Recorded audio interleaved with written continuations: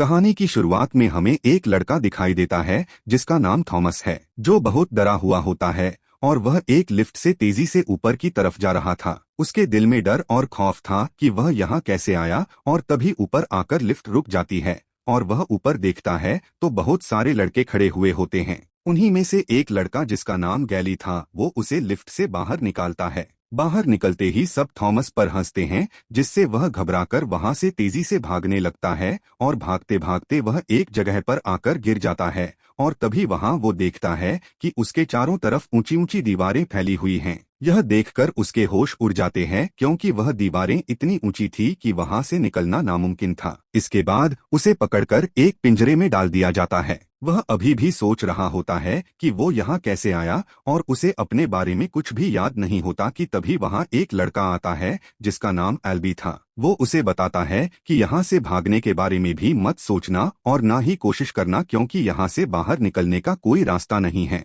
इसके बाद एल्बी उसे बाहर ले जाता है और कहता है कि हम यहीं पर खाते हैं और यहीं पर सोते हैं, क्योंकि अब हमें अपनी पूरी जिंदगी इसी जगह पर गुजारनी है। एल्बी बताता है कि हमें खाना पीना और सारी जरूरत की चीजें सप्लाई बॉक्स में मिल जाती हैं। एल्बी कहता है कि वह हर बार उसी बॉक्स में किसी न किसी को भेजते हैं, जिसके साथ हमारे खाने का सामान भी होता है, और अब उन्होंने तुम्हें यहाँ भेजा है। यह सुनकर थॉमस कहता है कि किसने मुझे यहाँ भेजा, तुम्हें कुछ पता है और वह यह सब क्यों कर रहा है? एल्बी उसे बताता है कि मुझे कुछ नहीं पता। वह उसे बताता है कि हमारे लिए यही सब कुछ है। हमने यहाँ से बाहर निकलने के लिए बहुत कोशिश की पर नाकाम रहे। तभी थॉमस की नजर उन दीवारों के बीच एक रास्ते पर पड़ती है। वो एल्बी से पूछता है कि इसके अंदर क्या है, तो एल्बी उसे बताता है कि यहाँ के 3 रूल हैं। पहला, अपना काम करो, समय जाया ना करो। दूसरा, यहाँ किसी भी रनर को नुकसान ना पहुँचाओ। तीसरा, कभी भी उस दीवार के पार भूल कर भी मत जाना, नहीं तो जान से मारे जाओगे। इसी दौरान वहां एक लड़का आता है जिसका नाम चक होता है। चक यहाँ सभी लड़कों में सबसे छोटा है। एल्बी उसे थॉमस का ख्याल रखने को कहता है। चक उसे बताता है कि हम सभी उस बॉक्स से आते हैं और फिर यहाँ पर आकर फंस जाते हैं, और यहाँ से निकलना अब लगभग नामुमकिन सा लगता है। तभी थॉमस उस दीवार के पास जा रहा होता है। पीछे से चक भागता हुआ आता है और उसे उस दीवार के पास जाने से मना करता है। लेकिन थॉमस पूछता है कि आखिर इसके अंदर ऐसा क्या है कि सभी इसके अंदर जाने से डरते हैं। चक उसे बताता है कि तुम इस दीवार को दूर से देख सकते हो, अंदर नहीं जा सकते, क्योंकि अंदर जाते ही तुम मारे जाओगे। तभी वहां उस दीवार के बीच से 2 लड़के भागते हुए आते हैं। यह देखकर थॉमस चक से पूछता है कि तुमने कहा था कि दीवार के अंदर जाना मना है, ये एक रूल है, तो यह क्यों उस दीवार के पार गए? चक बताता है कि वह लड़के नौसिखिए नहीं है, बल्कि वह रनर्स हैं और वह हमसे ज्यादा इस मेज के बारे में जानते हैं। यह सुनकर थॉमस के दिल में खौफ बढ़ने लगा और वह उस दीवार के पास जाने लगता है। तभी गैली उसे धक्का देकर नीचे गिरा देता है और कहता है कि तुम इसके अंदर नहीं जा सकते। इस वजह से थॉमस और भी गुस्से में आ जाता है। वो सबसे कहता है कि तुम लोग मुझे बताते क्यों नहीं कि आखिरकार इस रास्ते के अंदर क्या है? एल्बी उसे कहता है कि तुम अंदर नहीं जा सकते हो। इसी दौरान तेज हवा चलने लगती है और वह दीवारें आपस में बंद होने लगती है। देखते ही देखते वह दीवारें पूरी तरह बंद हो जाती है। यह देखकर थॉमस के होश ही उड़ जाते हैं। उसी रात सभी साथी थॉमस के आने की खुशी में पार्टी करते हैं। इसी दौरान थॉमस के साथ एक लड़का न्यूट बैठा हुआ होता है। वह उसे बताता है कि मेज बहुत खतरनाक जगह है, अगर तुम भूलकर उसके अंदर चले गए तो तुम्हारी मौत पक्की है। न्यूट इशारा करके उसे बताता है वो लड़के यहाँ के सबसे होशियार रनर्स हैं और वह हर सुबह उस मेज के अंदर जाते हैं और शाम होने से पहले वापस आ जाते हैं। वह यहाँ से निकलने के लिए रास्ता ढूंढते हैं, और इतना ही नहीं, वह 3 साल से इस जगह का मैप बना रहे हैं,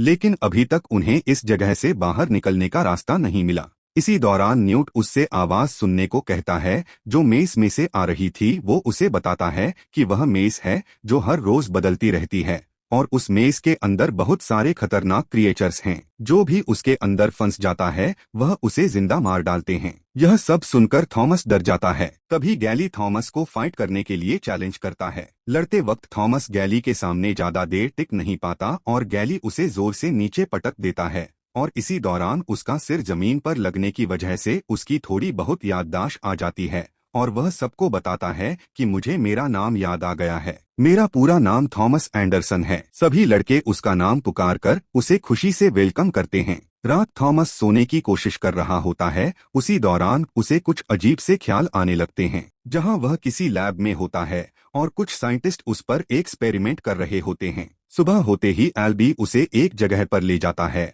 और एक चाकू उसके हाथ में देकर कहता है कि अपना नाम इस दीवार पर लिखो, क्योंकि अब तुम भी हमेशा के लिए यहीं पर रहने वाले हो। थॉमस उस दीवार पर लिखे हुए बहुत सारे नामों को देखता है। यह देखकर वह एल्बी से पूछता है कि सब नाम यहाँ क्यों लिखे हुए हैं। तो एल्बी उसे बताता है कि जो नाम कटे हुए हैं वह सब रनर्स मर चुके हैं और बाकी अभी जिंदा है। यह सुनकर थॉमस थोड़ा घबरा जाता है, क्योंकि अब उसकी जान खतरे में पड़ चुकी थी। उसी दिन काम करते हुए थॉमस न्यूट से पूछता है कि क्या यहाँ से बाहर निकलने का कोई रास्ता है, अगर हम इन दीवारों को पार कर लें या फिर लिफ्ट में दोबारा से छुपकर यहाँ से भाग जाएं। लेकिन न्यूट उसे बताता है कि इन सब का कोई फायदा नहीं, हम यह सब कर चुके हैं और नाकामयाब रहे हैं, इसलिए अब तुम्हें यहीं पर रहना होगा। थॉमस जंगल में अपने लिए खाने के लिए कुछ ढूंढ रहा होता है कि तभी उसे वहां बहुत सारे कंकाल दिखाई देते हैं और इसी दौरान वहां एक लड़का बेन आ जाता है जो रनर होता है और वह अचानक थॉमस पर हमला करने लगता है। जैसे तैसे करके थॉमस अपनी जान बचाकर वहां से भागते हुए बाकी सबके पास पहुंच जाता है। न्यूट तुरंत बेन पर हमला कर देता है,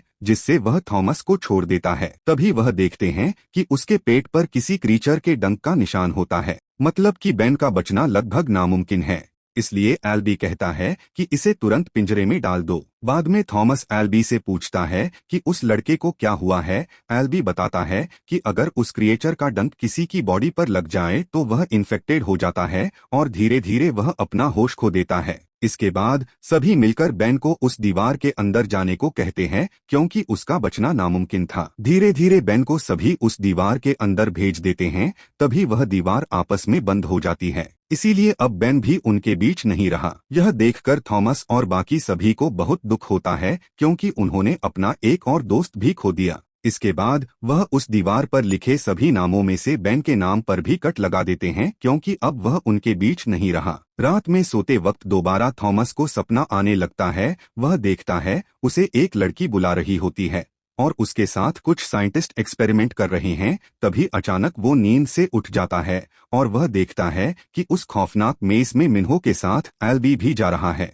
इसीलिए वह न्यूट से पूछता है कि एल्बी रनर भी नहीं है और उसे कुछ एक्सपीरियंस भी नहीं, तो फिर वो उस मेज के अंदर क्यों गया है। तो आगे से न्यूट बताता है, हालांकि वो रनर नहीं, लेकिन एल्बी हम सबसे ज्यादा समझदार है और वह इस भूल भुलैया के बारे में सब जानता है, इसलिए वह उसके अंदर जा सकता है। उसी दिन सब बैठे हुए उनके लिए परेशान हो रहे होते हैं, क्योंकि वह दोनों अभी तक उस मेज से वापस नहीं आए थे और शाम से पहले जो वापस नहीं आता तो उसका बच पाना नामुमकिन है। इसलिए वह उस दीवार के सामने खड़े हो जाते हैं और अचानक उस दीवार से तेज हवा आने लगती है और तभी वहां से मिन्हो एल्बी को अपने कंधे पर उठाए हुए आ रहा था। सभी साथी कहते रहते हैं, जल्दी करो दीवार बंद होने वाली है। तभी वह दीवार भी आपस में बंद होने लगती है। यह देखकर सभी के पैरों तले जमीन निकल जाती है। वह दीवार भी पूरी बंद होने वाली थी, इसलिए थॉमस ना चाहते हुए भी उसके अंदर घुस जाता है और तभी वह दीवार बंद हो जाती है। थॉमस एल्बी को देखता है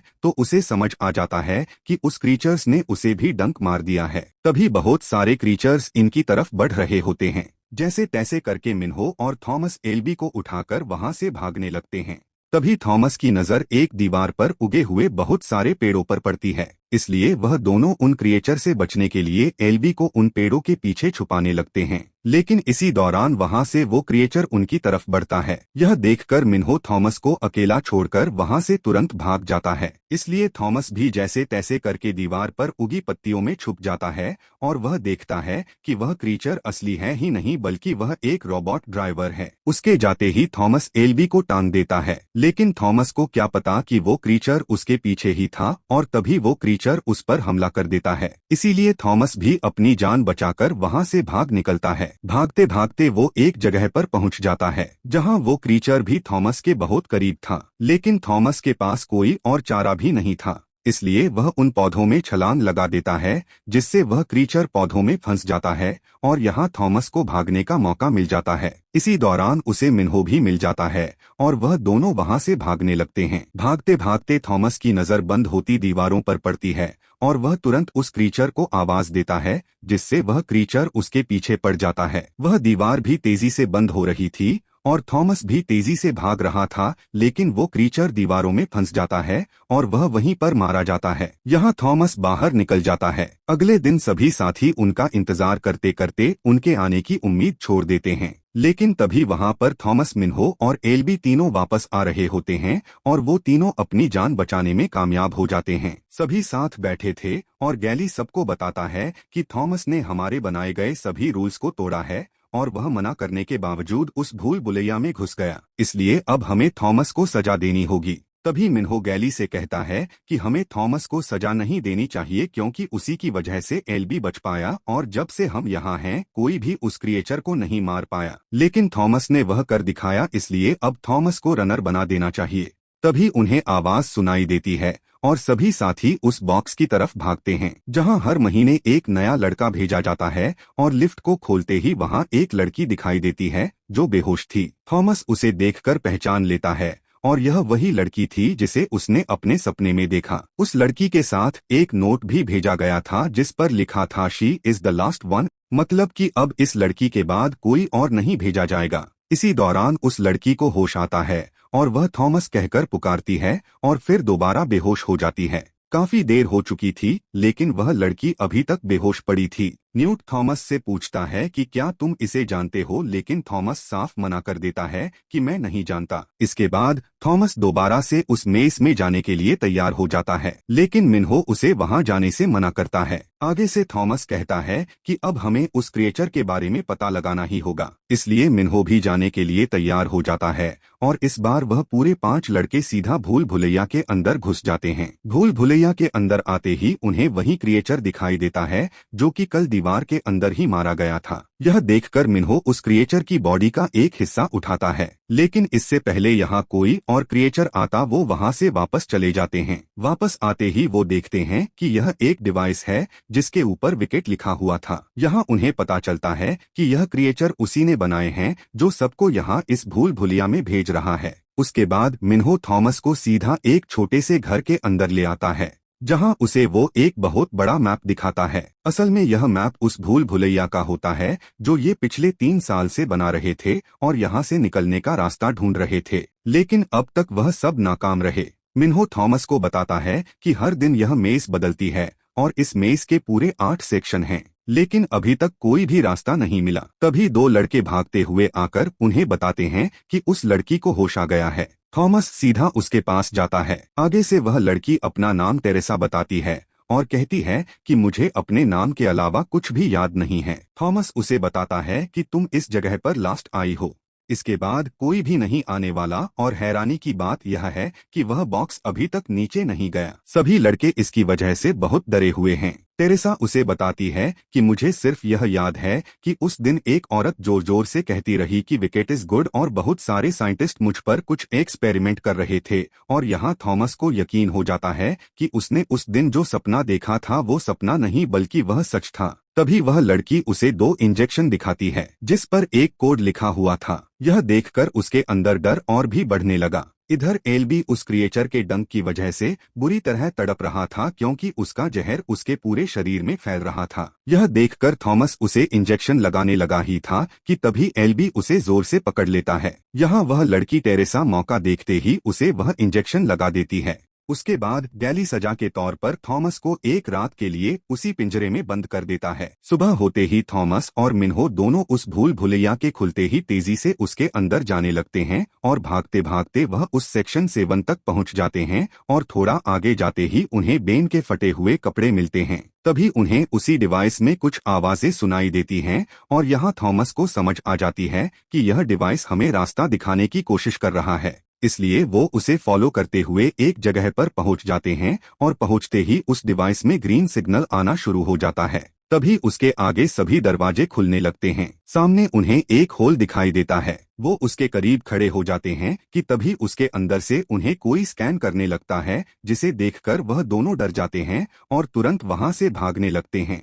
लेकिन अब उनकी जान खतरे में थी क्योंकि सभी दीवारें आपस में बंद होने लग जाती हैं और उस मेज का रास्ता भी पूरी तरह बदल रहा था। अब जैसे तैसे करके वह अपनी जान बचाकर उस भूल भुलैया से बाहर निकल आते हैं। वापस आते ही वह सभी को बताते हैं कि हमें एक दरवाजा मिला है जहां से हम आसानी से निकल सकते हैं, लेकिन वो रास्ता उन क्रिएचर्स के आने का है। यहाँ गैली थॉमस पर बहुत गुस्से होता है कि तुम्हारी वजह से हम सभी की जान खतरे में पड़ गई है। जब से तुम आए हो यहाँ सब कुछ बदल चुका है, तुम्हारी ही वजह से एलबी की जान खतरे में है। इसके बाद वह सीधा एलबी के पास आते हैं। एलबी को उस इंजेक्शन की वजह से होश आ चुका था। थॉमस उसे खुशी से बताता है कि हमने यहाँ से निकलने का रास्ता ढूंढ लिया है, लेकिन एलबी बताता है कोई फायदा नहीं, हम यहाँ से कभी भी बाहर नहीं निकल सकते। इसी दौरान एक लड़का उन्हें बाहर बुलाता है। थॉमस को वह लड़का बताता है कि अभी तक वह दीवार बंद नहीं हुई। यह देखकर सभी उस दीवार की तरफ भागते हैं। सभी बहुत डरे हुए थे। तभी वह देखते हैं कि सभी चारों दीवारें खुलने लगती हैं और सभी क्रिएचर्स उनकी तरफ बढ़ते हैं। यह देखकर सबके होश उड़ जाते हैं, इसलिए सभी साथी जंगल की तरफ भागते हैं। यहाँ वो क्रिएचर्स सभी को एक एक करके मारते जा रहे थे। अब उनकी जान खतरे में पड़ चुकी थी, क्योंकि अभी भी वह क्रिएचर्स उनके पीछे ही थे। भागते भागते वह एक घर के अंदर छुप जाते हैं, लेकिन वहाँ भी वह क्रिएचर सभी को मारने लगता है। इसी दौरान वह क्रिएचर एलबी को पकड़कर वहाँ से ले जाता है। तभी गैली भागता हुआ आकर थॉमस पर हमला कर देता है, क्योंकि गैली को लगता है कि थॉमस की वजह से ही यह सब हो रहा है। यह देखकर थॉमस दुखी होकर वहीं डंक खुद को लगा लेता है जो उस क्रिएचर का था। डंक लगाते ही वह बेहोश हो जाता है और उसे वही सपना आता है जहाँ उसे टेरेसा दिखाई देती है और एक औरत भी जो कि उसे कह रही थी कि विकेट इज गुड। साथ ही बहुत सारे लोगों पर एक्सपेरिमेंट किया जा रहा था। होश आते ही वह देखता है कि टेरेसा और वह दोनों एक पिंजरे में बंद हैं। न्यूट उसे बताता है कि गैली ने तुम्हें यहाँ बंद कर दिया है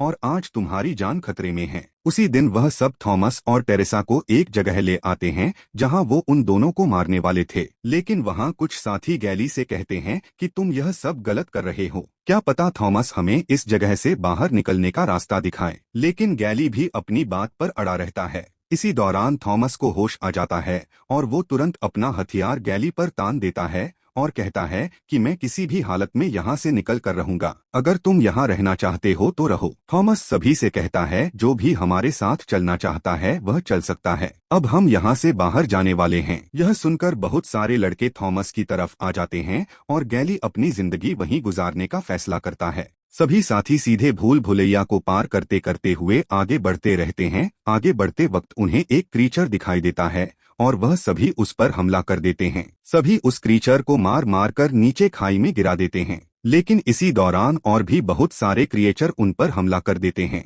तभी टेरेसा उस दरवाजे तक पहुंच जाती है और तुरंत कोड लगाकर वह दरवाजा खोल लेती है, जो कोड इंजेक्शन पर था, जिससे वह सभी क्रीचर एक एक करके उन दीवारों के अंदर बंद हो जाते हैं। सभी दीवारों को पार करके एक टनल पर पहुंचते हैं, जहां उन्हें एक कमरा मिलता है जिस पर एग्जिट लिखा होता है। जैसे ही थॉमस उस दरवाजे को खोलता है तो अंदर सभी साइंटिस्ट मारे जा चुके थे। यहाँ उन्हें पता चलता है कि जो लोग इन पर एक्सपेरिमेंट कर रहे थे वो सबको यहाँ 24 घंटे देख रहे थे, और जैसे ही थॉमस अपनी फिंगरप्रिंट एक टैब में लगाता है तभी एक स्क्रीन पर उसी औरत की वीडियो चलने लगती है, और यह वही औरत थी जो कि थॉमस और टेरेसा के सपने में आ रही थी। वो बताती है कि मेरा नाम एवा है। वो कहती है कि मुझे पता है कि आप सब बहुत डरे हुए होंगे, मैं मानती हूँ कि यह सब मेरी ही वजह से हुआ है, क्योंकि मैं ही इस एक्सपेरिमेंट की इंचार्ज हूँ। लेकिन हमें ना चाहते हुए भी यह सब करना पड़ा, क्योंकि सूरज ने पूरी दुनिया को जलाकर राख कर दिया है और कई लाखों जानें इसकी वजह से चली गई। इसके बाद एक वायरस फैल गया जो सब लोगों के दिमाग को अपने कंट्रोल में कर लेता था, और यह वायरस कुछ इंसानों पर असर नहीं करता था, और वह आप ही सब हैं जो इस मेस में थे। डॉक्टर एवा आखिर में कहती है कि यह सब आपको कुछ देर में पता चल जाएगा। इसके बाद डॉक्टर अपने आप को ही गोली मार देती है। सभी लोग इससे पहले वहां से भाग पाते। वहां गैली आ जाता है जो कि इन्फेक्टेड हो चुका था और उसके हाथ में गन थी। इसी दौरान वह थॉमस पर गोली चलाने वाला था कि तभी मिन्हो उस पर अपना वेपन फेंक देता है